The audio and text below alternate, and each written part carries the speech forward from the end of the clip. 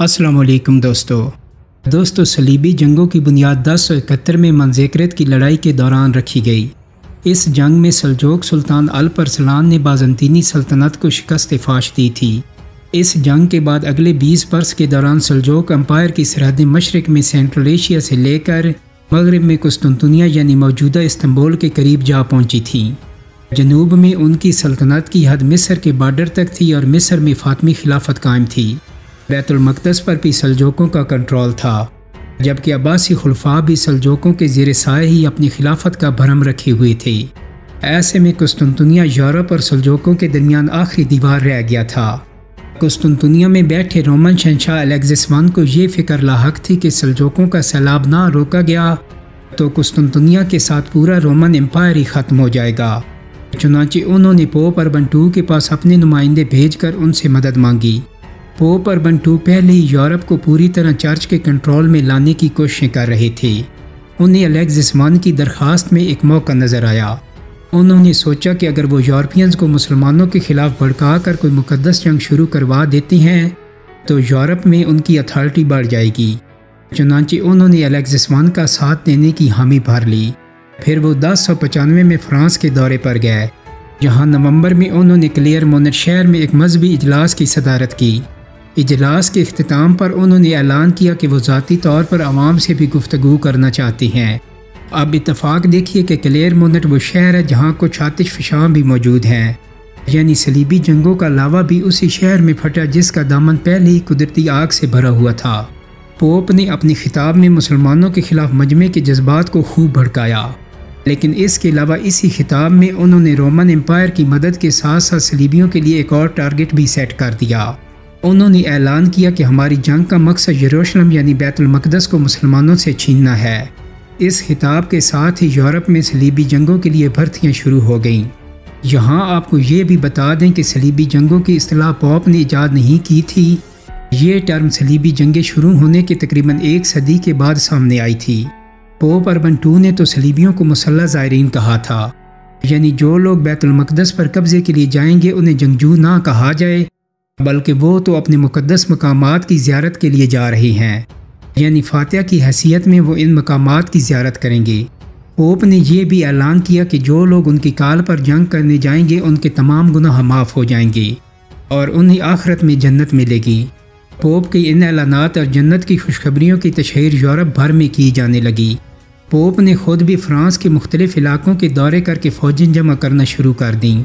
منصوبہ یہ تھا کہ یورپ سے صلیبی لشکر پہلے قسطنطنیہ پہنچیں گے اور وہاں سے رومن فوجوں کو ساتھ لے کر آبنائے باسفورس کے پار سلجوق سلطنت پر حملہ کر دیں گے۔ پھر وہ موجودہ ترکیہ سے گزرتے ہوئے بحیرہ روم کے ساحل کے ساتھ ساتھ سفر کرتے ہوئے بیت المقدس پر اٹیک کریں گے۔ تو اب یوں تھا کہ 11ویں صدی کے آخر میں پوپ اور ان کے حامی پورے جوش و خروش سے مسلمانوں سے جنگ کے لیے بھرتیاں کر رہے تھے۔ پوپ نے صلیبی جنگ شروع کرنے کے لیے 15 اگست 1096 کی ڈیٹ بھی فکس کر دی تھی، یعنی اس تاریخ کو یورپ بھر سے فوجوں نے بیت المقدس پر قبضے کے لیے قسطنطنیہ کا رخ کرنا تھا۔ لیکن اس تاریخ سے کئی ماہ پہلے ایک اور شخص اپنی فوج لے کر جنگ لڑنے چلا گیا۔ اسے ہسٹری میں پیٹر دی ہرمٹ کہتے ہیں۔ ہرمٹ یعنی ایسا شخص جو تنہا اور دنیا سے لا تعلق ہو۔ اس کی مہم جوئی کو تاریخ میں عوام کی صلیبی جنگ پکارا جاتا ہے۔ پیٹر دی ہرمٹ فرانس کا ایک پادری تھا۔ اس کے متعلق مشہور تھا کہ وہ بیت المقدس گیا تھا اور مسلمان مسیحوں پر جو مبینہ مظالم ڈھا رہے تھے وہ انہیں اپنی آنکھوں سے دیکھ چکا تھا۔ اپنے قیام کے دوران ایک روز وہ چرچ آف دی ہولی سیپلیکا میں سو رہا تھا۔ یہ چرچ عین اس جگہ واقع ہے جہاں مسیح عقیدے کے مطابق حضرت عیسیٰ علیہ السلام کو مصلوب کیا گیا تھا اور یہیں ان کے عقیدے کے مطابق وہ دوبارہ زندہ ہوئے تھے۔ تو خیر سوتے میں اس نے خواب دیکھا کہ حضرت عیسیٰ علیہ السلام اسے حکم دے رہے ہیں کہ پیٹر جاؤ اور بیت المقدس کو مسلمانوں سے آزاد کرواؤ۔ اس خواب کی تشہیر تو خوب ہوئی، لیکن ریکارڈ یہ ہے کہ اس کا بیت المقدس جانا تاریخی طور پر ثابت ہی نہیں ہوتا، لیکن یہ کہانی بہرحال روایتی اور جذباتی تھی۔ سو اس کہانی کے ذریعے پیٹر دی ہرمٹ نے عوام کی بڑی تعداد کو اپنا گرویدہ بنا لیا۔ اس کے پیروکاروں میں زیادہ تر غریب لوگ شامل تھے اور ان کی تعداد 20 سے 30 ہزار تھی۔ پیٹر دی ہرمٹ پوپ سے پہلے یہ عوامی لشکر لے کر فرانس سے قسطنطنیہ کی طرف روانہ ہو گیا، لیکن اس فوج نے قسطنطنیہ پہنچ کر مسلمانوں سے جنگ کرنے کا انتظار نہیں کیا۔ انہوں نے قسطنطنیہ پہنچنے سے پہلے ہی یورپ میں مسیحیوں کے روایتی مذہبی حریفوں یہودیوں کے خلاف جنگ شروع کر دی۔ پیٹر کے حامیوں نے جرمنی میں بڑے پیمانے پر یہودیوں کا قتل عام کیا اور ان کی آبادیوں کو تہس نہس کر دیا۔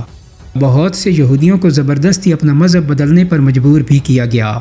پھر یہ لشکر جب ہنگری پہنچا تو وہاں بھی اس لشکر نے بڑے پیمانے پر لوٹ مار کی۔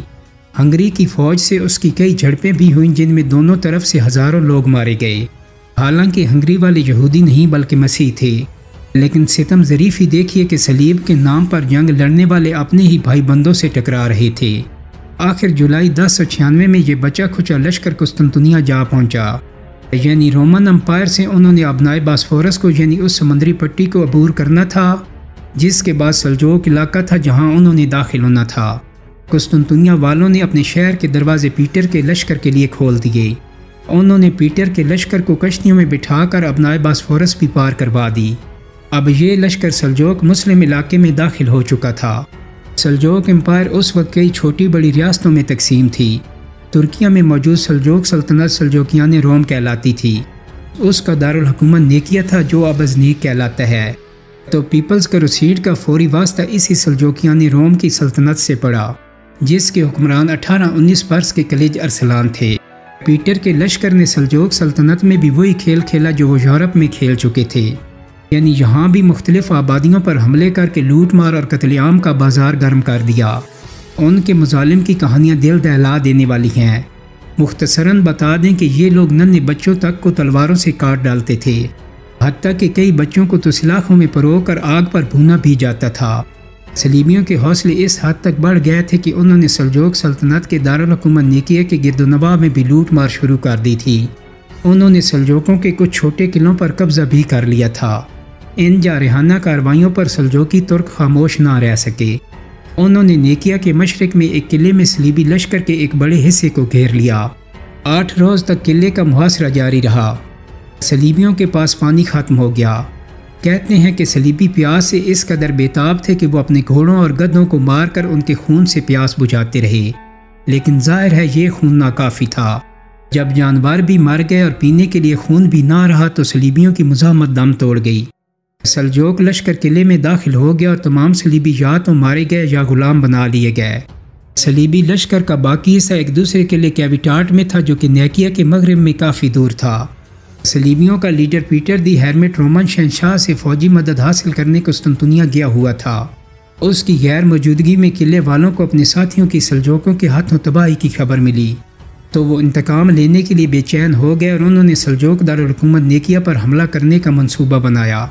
21 اکتوبر 1096 میں وہ اپنے لیڈر پیٹر کے بغیر ہی حملے کے لیے روانہ ہو گئے، لیکن سلجوق ان کا ارادہ بھانپ کر پہلے ہی نیکیا اور کیویٹیٹ کے درمیان پہاڑوں میں پوزیشن لیے ہوئے تھے۔ وہ اپنے نوجوان بادشاہ کلیج ارسلان کی کمان میں اچانک صلیبیوں پر جھپٹ پڑے اور ان کا صفایا کر دیا۔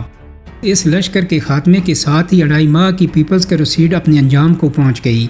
اس میں سلجوق مسلمان جیت گئے اور جنگ کے ہیرو نوجوان سلطان کلج ارسلان تھے جنہوں نے کم عمری میں ہی ایک بڑی فتح حاصل کر لی تھی۔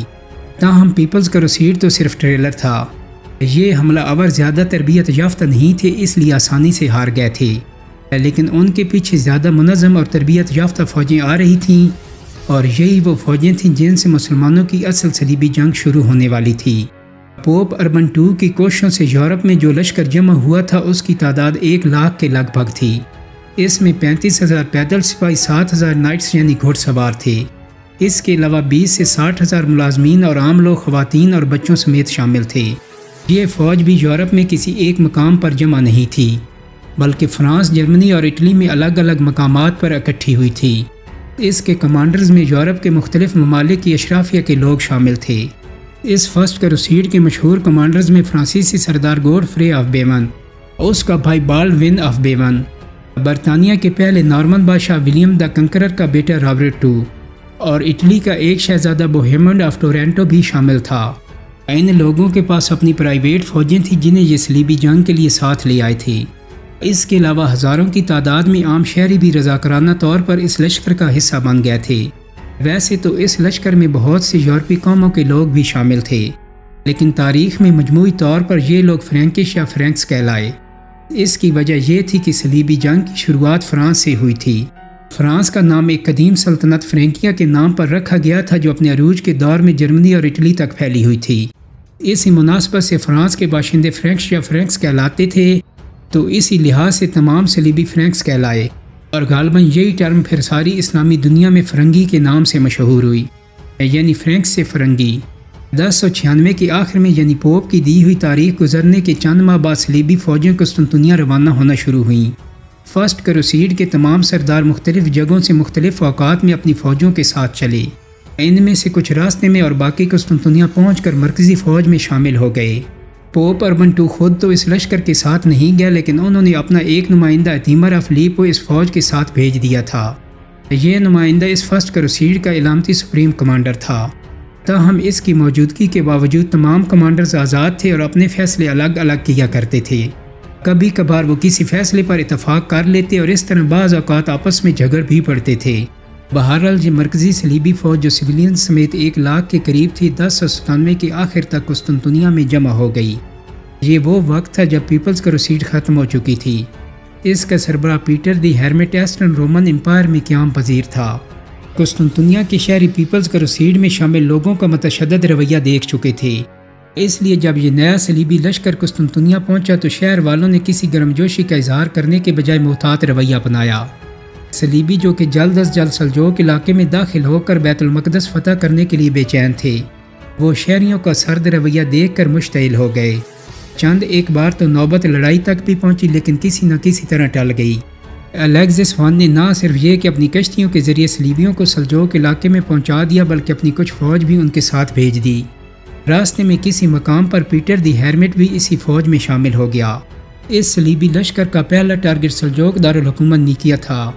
اس کے بعد ان کا ارادہ ترکیہ سے گزرتے ہوئے اناطاکیہ شہر پر حملہ کرنا تھا۔ اس کے بعد ہی وہ آگے بیت المقدس کی طرف پیش قدمی کر سکتے تھے۔ نیکیا پر حملہ اصل صلیبی جنگ کا آغاز تھا، لیکن صلیبیوں کے مقابلے میں جو سلجوق سلطنت تھی وہ اتنے بڑے لشکر سے نمٹنے کے لیے ابھی پوری طرح تیار نہیں تھی۔ یہی وجہ ہے کہ پھر جو ہوا اس نے 11ویں صدی کی اسلامی دنیا کو ہلا کر رکھ دیا۔ دوستو، مئی 1097 کے شروع میں صلیبی فوج نے نیکیا کی طرف پیش قدمی شروع کر دی تھی۔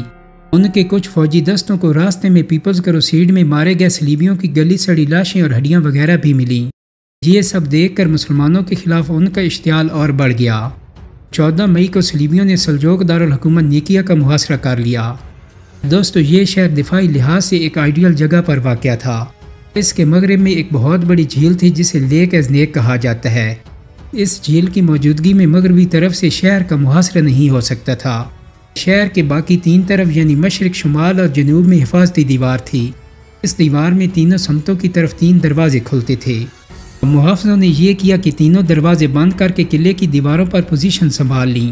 جب صلیبی لشکر یہاں پہنچا تو وہ انہی 3 دروازوں کے سامنے شہر کو گھیر کر بیٹھ گیا۔ اب دوستو، نیکیا شہر تو تھا سلجوقی سلطنت کا دارالحکومت، لیکن اس کی حفاظت کے لیے بہت کم فوج موجود تھی۔ سلجوق سلطان کلیج ارسلان نے پیپلز کروسیڈ کو ہرانے کے بعد یہ سمجھ لیا تھا کہ خطرہ ٹل گیا ہے، اس لیے وہ شہر کی حفاظت سے کسی حد تک غافل ہو گئے تھے۔ حتیٰ کہ جس وقت شہر کا محاصرہ ہوا تو وہ خود بھی شہر میں موجود نہیں تھے، وہ شہر سے کافی دور تھے، اور جب انہیں دشمن کی آمد کا علم ہوا تو انہوں نے اپنی امپائر کے دوسرے حصوں سے فوج جمع کرنا شروع کر دی۔ کچھ عرصے بعد وہ فوج لے کر آئے اور نیکیا کے قریب پہاڑوں میں چھپ گئے۔ وہ دشمن پر پیچھے سے حملہ کرنے کے لیے موقع کی تلاش میں تھے کہ صلیبیوں کو ان کی آمد کا علم ہو گیا، سو وہ بھی لڑائی کے لیے تیار ہو گئے۔ کلیج ارسلان نے اپنی فوج کے ساتھ جنوب کی طرف سے صلیبی لشکر پر حملہ کر دیا۔ انہیں اپنی فتح کا اس قدر یقین تھا کہ ان کے سپاہی صلیبی قیدیوں کو باندھنے کے لیے بڑی تعداد میں رسیاں بھی ساتھ لائے تھے، لیکن ایک تو صلیبی پہلے ہی ہوشیار ہو چکے تھے اور دوسرا سلطان کی فوج بھی دشمن سے کم تھی، اس لیے انہوں نے شکست کھائی اور وہ پیچھے ہٹنے پر مجبور ہو گئے۔ اس کے بعد صلیبیوں نے یہ کیا کہ مارے جانے والے سلجوق سپاہیوں کے سر کاٹے اور انہیں قلعے کے اندر پھینکنا شروع کر دیا۔ بہت سے سروں کو نیزوں پر لٹکا کر قلعے کے سامنے ان کی نمائش بھی کی گئی۔ صلیبی ان طریقوں سے قلعے میں موجود ترک فوج کو خوفزدہ کرنا چاہتے تھے اور وہ اس میں کامیاب بھی رہے۔ قلعے والے سمجھ گئے کہ اب انہیں کلیج ارسلان سے کوئی مدد نہیں ملنے والی۔ اس دوران صلیبیوں کی اتحادی رومن امپائر جس کی فوج ان کے ساتھ محاصرے میں شریک تھی، انہوں نے ایک گہری چال چلی۔ رومنز نے سمندر سے بہت سی کشتیوں کو زمینی راستے سے لا کر شہر کے پیچھے موجود جھیل میں پہنچا دیا۔ इन कश्तियों ने मगरबी तरफ से भी शहर की नाकाबंदी कर दी। अब शहर चारों तरफ से हिसार में था और शहर के मुहाफिज संजीदगी से हथियार डालने पर गौर कर रहे थे, लेकिन वो यूरोप के सलीबियों के सामने हथियार नहीं डालना चाहते थे। वजह यह थी कि वो समझते थे कि सलीबी शहर को बर्बाद कर देंगे और किसी को जिंदा नहीं छोड़ेंगे। चुनांचे उन्होंने खुफिया तौर पर रोमन एम्पायर के कमांडर से मुज़ाकरात शुरू कर दिए जो सलीबी लश्कर के साथ कुस्तुनतुनिया से आए थे। इस कमांडर ने किले वालों को अमान दे दी और शहर ने सरेंडर कर दिया। इस तरह तकरीबन 1 माह के मुहासरे में शहर फतह हो गया, लेकिन ये एक पुरअमन सरेंडर था। इस सरेंडर से सलीबी बहुत नाराज़ हुए क्योंकि इस तरह शहर को लूटने की उनकी ख्वाहिश अधूरी रह गई थी। ताहम रोमन कमांडर्स ने शहर के सरकारी खजाने से उन्हें अच्छी खासी रकम और तोहफ़ देकर राज़ी कर लिया। सल्जोक दारुल हुकूमत नेकिया अब रोमन एम्पायर के कब्ज़े में जा चुका था और कुछ ही अरसा में रोमन एम्पायर ने सलीबियों की मदद से तुर्किया का अच्छा खासा इलाका सल्जोकों से छीन लिया। दोस्तों, उम्मीद करता हूँ कि मेरी आज की वीडियो आपको पसंद आई होगी। अगर वीडियो अच्छी लगी है तो इसको लाइक और शेयर कर दें। मेरे चैनल को सब्सक्राइब करने के साथ साथ बेल आइकन को भी क्लिक कर दें ताकि आपको मेरी आने वाली मज़ीद वीडियोस के नोटिफिकेशन मिलते रहें। बहुत जल्द ही एक नई वीडियो के साथ मुलाकात होगी। अपना बहुत सारा ख्याल रखिएगा। अल्लाह हाफिज़।